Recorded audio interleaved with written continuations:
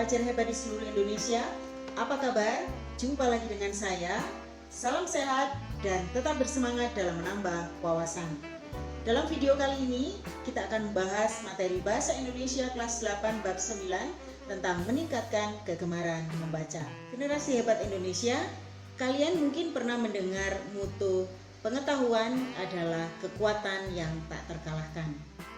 Pada umumnya, kalimat tersebut dipakai untuk memotivasi kita agar memiliki semangat dalam meningkatkan kegemaran membaca. Membaca merupakan kegiatan yang penting bahkan wajib bagi seorang pelajar. Namun pada kenyataannya, kegiatan membaca bahkan kegemaran membaca belum bisa berjalan secara optimal.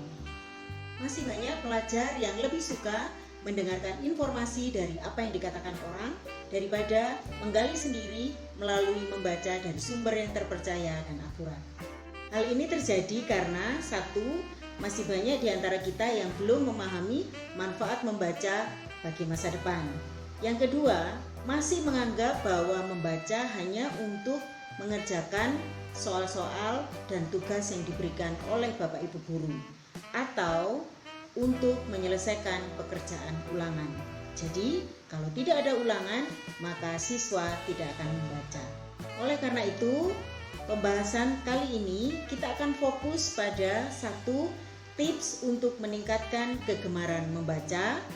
Yang kedua, bagaimana kita mengenal buku yang akan kita baca. Dan yang ketiga, bagaimana cara kita menemukan daya tarik sebuah buku. Baiklah, kalian sudah siap? Kita akan mulai saja pada materi yang pertama. Untuk menumbuhkan motivasi diri dan semangat gemar membaca, ada beberapa tips yang dapat kalian lakukan. Yang pertama, tanamkan dalam diri moto buku adalah jendela ilmu, atau membaca membuka cakrawala dunia, atau gemar membaca meningkatkan intelektual. Untuk mengetahui apa saja tentang suatu negara, kalian tidak perlu mengeluarkan biaya yang mahal dengan pergi ke negara tersebut atau membutuhkan waktu berbulan-bulan. Melalui kegiatan membaca, kalian dapat memperoleh informasi suatu negara lebih lengkap dan dalam waktu yang singkat. Yang kedua, mulailah membaca bacaan baik buku cetak maupun elektronik yang kalian sukai terlebih dahulu dan yang ringan-ringan saja, atau tema-tema menarik serta diminati tetapi tetap bermutu. Misalnya cerita rakyat, cerita anak, cerita motivasi, kisah nyata, cerpen, atau novel. Yang ketiga, cobalah membuat catatan-catatan ringkas atau peta konsep berbentuk bagan, pohon cerita, atau tabel untuk memudahkan kalian mengetahui informasi dengan cepat tetapi lengkap. Yang keempat, alokasikan waktu khusus dan bertahap, dimulai dari 10-15 menit tetapi konsisten, dan bacalah beberapa paragraf terlebih dahulu. Setelah terbiasa, baru waktu dan banyaknya materi yang dibaca ditambah. Di sini bukan berfokus pada waktu, tetapi efektivitas atau kualitas hasil membaca. Karena yang disebut membaca jika kita sampai pada taraf memahami isi bacaan yang dibaca. Selanjutnya, yang kelima, bawalah buku yang kalian suka kemanapun kalian pergi. Sehingga ketika ada waktu luang atau menunggu, kalian bisa memanfaatkannya untuk membaca meskipun mungkin hanya beberapa menit. Kalian bisa browsing cerita-cerita menarik melalui internet dari HP kalian. Yang keenam, belajar model effective reading dan miliki target baca. Membaca dengan cepat dan konsentrasi agar lebih paham. Buatlah target, misalnya 4 hari 1 judul bacaan. Yang ketujuh, mintalah rekomendasi teman tentang buku-buku atau cerita-cerita yang menarik, lalu ajaklah mereka untuk berdiskusi tentang buku tersebut, sehingga kalian termotivasi untuk segera membaca dan menyelesaikannya. Dan yang kedelapan, cobalah tingkatkan rasa ingin tahu yang positif tentang ilmu pengetahuan atau haus akan ilmu. Setelah memiliki motivasi yang kuat, Berikut adalah hal-hal yang perlu diketahui tentang buku-buku yang akan kalian baca. Bagian yang pertama, menggali informasi dalam buku fiksi dan non-fiksi. Hal-hal yang berkaitan dengan penggalian informasi buku yaitu 1. Keragaman informasi dalam buku fiksi dan non-fiksi. Perhatikan bagan berikut. Buku ada dua jenis, yaitu buku fiksi dan non-fiksi. Buku fiksi dibagi menjadi 3 jenis, ada prosa, puisi, dan teks drama. Prosa terdiri dari prosa lama dan prosa baru. Contoh prosa lama, roman, hikayat, tambo atau sejarah, dan dongeng. Sedangkan prosa baru contohnya novel dan cerpen. Buku non-fiksi terdiri dari 1. Biografi dan autobiografi, yang kedua buku pelajaran, yang ketiga buku ilmiah populer. Manfaat membaca buku fiksi adalah untuk mendapatkan hiburan atau kesenangan saat mengalami kejenuhan. Sedangkan segala informasi, wawasan, dan pengetahuan akan kalian dapatkan ketika membaca buku non-fiksi, seperti buku pelajaran, kamus, buku ilmiah populer, atau buku-buku pengetahuan lainnya. 2. Informasi buku melalui indeks. Indeks adalah daftar kata atau istilah penting yang terdapat dalam buku cetak. Indeks biasanya terdapat pada halaman terakhir dan tersusun menurut abjad.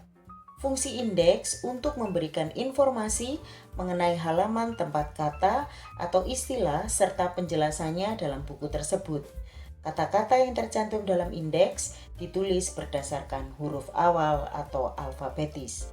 Contoh, kata Khairil Anwar 357. Artinya, kalian dapat menemukan kata dan penjelasan tentang Khairil Anwar di halaman 357 dalam buku tersebut. Contoh lain, kata orientasi 219, 250, 287. Artinya, kita dapat menemukan kata dan penjelasan tentang orientasi di halaman 219, 250, dan 287 dalam buku tersebut. Atau, kata orientasi digunakan di halaman 219, 250, dan 287 dalam buku tersebut. Jika buku elektronik, kita tinggal mengetik kata yang ingin diketahui, maka akan segera muncul dalam layar HP atau laptop atau komputer kalian tentang penjelasan dari kata-kata yang kalian maksudkan. Yang ketiga, catatan tentang isi buku. Setelah kalian dapat memanfaatkan indeks dan menemukan penjelasan kata yang dimaksud, perlu kalian pahami juga teknik mencatat informasi dalam buku. Hal tersebut menolong kalian untuk mengingat penjelasan dengan mudah karena hanya memuat catatan penting. Gunakan pensil warna agar menarik dan mudah dicari. Teknik mencatat informasi buku. Yang pertama, tentukan penjelasan dan penggunaannya dari kata atau istilah yang hendak dicari. Yang kedua, carilah halaman penggunaan kata atau istilah sesuai dengan yang ditulis dalam indeks.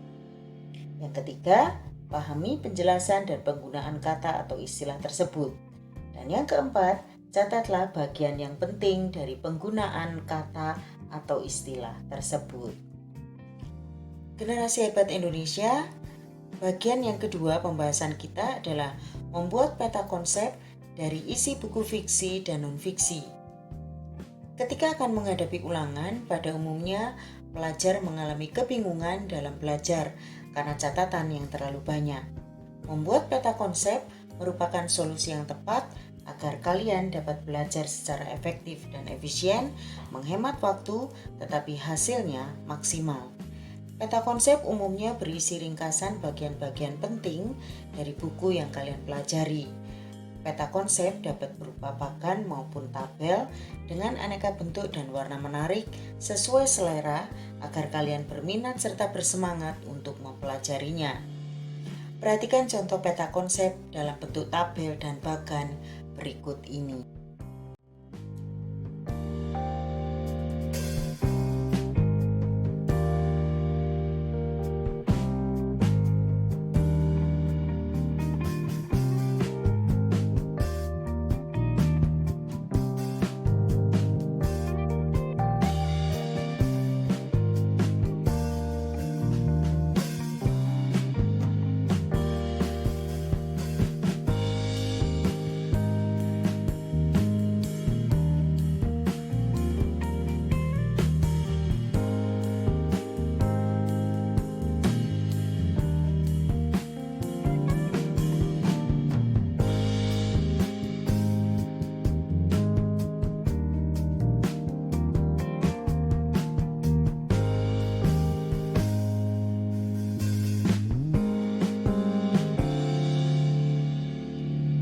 Bagian ketiga, menelaah unsur-unsur penting dalam buku fiksi dan non-fiksi.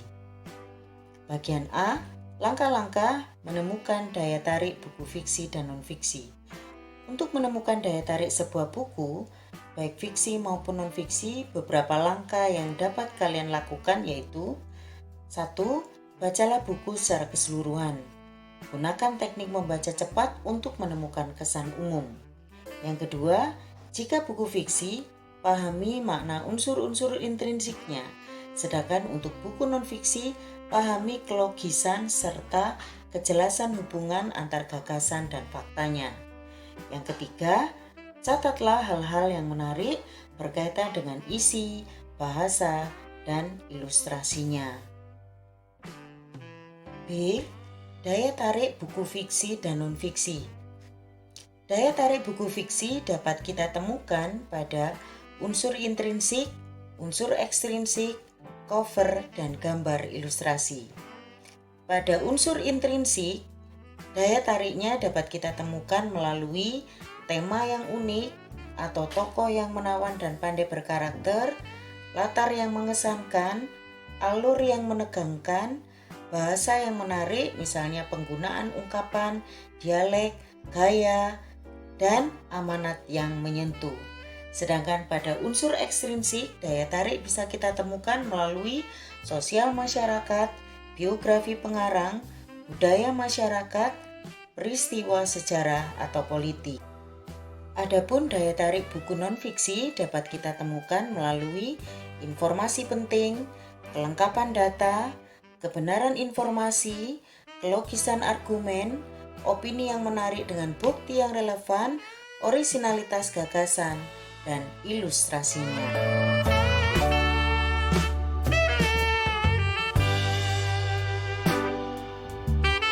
Selanjutnya, C. Unsur kebahasaan sebagai daya tarik buku fiksi dan non-fiksi. Yang pertama, penggunaan ungkapan. Salah satu unsur menarik yang dapat kalian temukan saat membaca buku, terutama fiksi, adalah penggunaan ungkapan. Ungkapan adalah kelompok kata yang tersusun tetap dan mengandung makna kias. Contohnya, berat hati, besar kepala, besar mulut, mata hati, ringan tangan, buah hati, rendah hati, banyak akal, dan lain-lain. Yang kedua, frase adjektif. Frase adjektif adalah gabungan dua atau lebih kata sifat atau keadaan. Salah satu kata dari gabungan tersebut berfungsi menerangkan kata lain yang merupakan inti sifat atau keadaan. Jika intinya berupa kata sifat, maka biasanya bergabung dengan kata agak, kurang, sangat, lebih, tidak, harus, dan paling. Contoh, paling indah, sangat tinggi, lebih cantik, kurang sehat, agak sulit, tidak mudah, harus cerdas, dan lain-lain. Contoh adjektif yang berupa kata sifat yaitu bijaksana, jahat, licik, sabar, pemarah, baik, jujur, rajin, terkenal, dan lain-lain. Contoh kata adjektif berupa kata keadaan yaitu kecil, berat, besar, kurus, cantik, tinggi, rapi, bulat, merah, kecil, indah, sedih, sakit, puas, sulit, mudah, bulat, halus, kasar, keras, sehat, dan lain-lain. Contoh kata adjektif berkaitan dengan sikap yaitu disiplin, pintar, cerdas, terampil, rapi, pandai, teliti, tekun, dan lain-lain. Karakteristik frase adjektif: A. Dapat diubah, ditolak, atau dibatalkan dengan kata tidak. Contoh, tidak seperti itu, tidak baik, tidak bisa, dan lain-lain. B. Dapat menggunakan informasi penambah seperti paling, sekali, benar, dan sangat. Contohnya, sangat baik, sangat luas, sangat menarik, paling rendah, tinggi sekali, cantik benar, dan lain-lain. C. Penyediaan kata-kata perbandingan seperti lebih sedikit, kebanyakan, lebih banyak, kurang, dan lain-lain. Contoh, kamar tidurnya lebih luas daripada ruang tamu. Dibandingkan dengan yang lain, upah kerja di kota lebih mahal. Berikut ini contoh penggunaan frasa adjektif dalam bahasa Indonesia.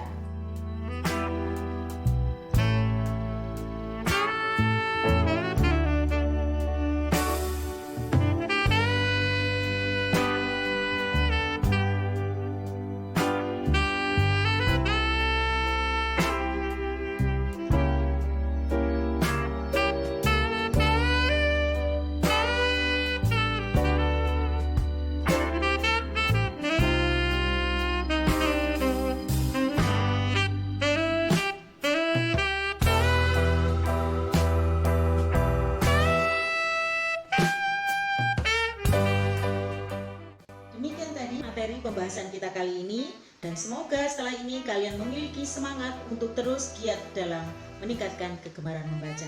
Terima kasih sudah mampir di channel saya, dan jangan lupa tetap jaga kesehatan. Sampai jumpa di video-video saya selanjutnya, dan jangan lupa tetap jaga kesehatan, ikuti protokol yang sudah berlaku, pakai masker, jaga jarak, dan tetap semangat.